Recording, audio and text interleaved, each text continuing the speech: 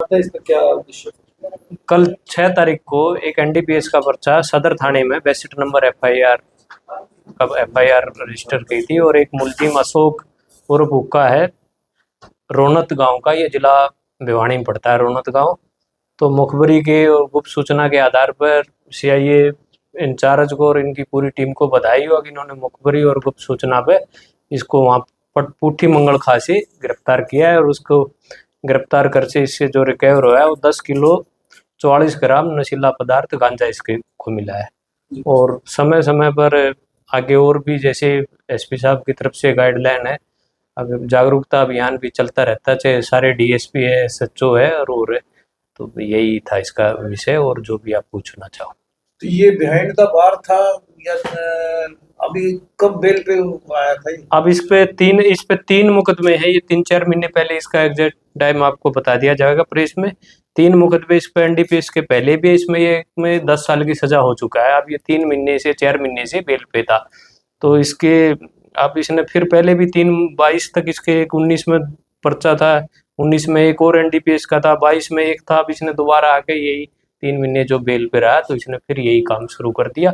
आगे ये तफ्तीश में जो भी ये सोर्स तक पहुंचा जाएगा, जो जिससे ये खरीद के लाया उसको आज इसका रिमांड लिया जाएगा और इसके गिरोह तक पहुंचा जाएगा। नशा यहाँ आसी में कौन लेके आ रहा है। ये कनेक्टेड है 10 साल के लिए? हाँ, एक केस में सजा हो चुका है जो एनडीपीएस में और अभी चल रहा है, बेल पे था। अब इसको आज फिर पेश करेंगे। लगभग कितने लाख की कीमत है इसके? हजारों में है और एग्जैक्ट लाखों में। अब 1.5 लाख के करीब है इसकी और उसका तो पूरा फिगर है वो आपको डिटेल दे दी जाओगी किसका कितना क्राइटेरिया। किस चीज पे था सर? ये क्या पैदल ही था? ये पैदल था और इसने एक पॉलीथीन ले रखी थी। उसको जैसे ही पुलिस ने इसको देखा तो ये और तेज तेज चलने लगा वो वहाँ पे पुट्ठी मंगलका में। तो इसको पहले ही मुखबरी तो हमारे पास थी, इसको वहीं पे दबोच लिया और इसको वहां से गिरफ्तार।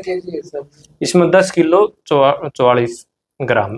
तो सर क्या इसने किसी ऑर्डर पे ही किया था या वैसे ही? अभी इस पे रिमांड लिया जाएगा और इसके साथ कौन था, वहाँ कौन था, उस पर ये अकेला मिला था और उसके साथ जो भी इसके दोषी और होगा उसको गिरफ्तार किया जाएगा।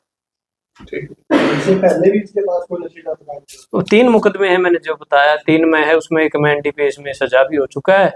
और मेरी तो सभी यूथ से और गांव देहात से शहर से यही है कि भाई अपने बच्चों को जो भी ऐसा कोई हमें गुप्त सूचना भी देना चाहे तो गुप्त सूचना दे। और इनके सीआईए 1 की पूरी टीम को बधाई हो कि इसने बहुत अच्छा काम किया। और पहले भी आर्म्स एक्ट के पर्चे हुए या एनडीपीएस के हुए या गैम्बलिंग एक्ट के हुए या मर्डर के, बहुत सीआईए 1 बहुत अच्छा काम कर रही है। नाम क्या है इनका? प्रदीप और इनकी पूरी टीम। जी, हरियाणा पुलिस के द्वारा भी सब लगातार इस तरह के जो है अभियान, जागरूकता अभियान, चेकिंग अभियान लगातार चलते रहते हैं। ये एसपी साहब की तरह हरियाणा पुलिस से भी, डीजीपी साहब से भी आदेश आ रहे हैं और एसपी साहब से भी।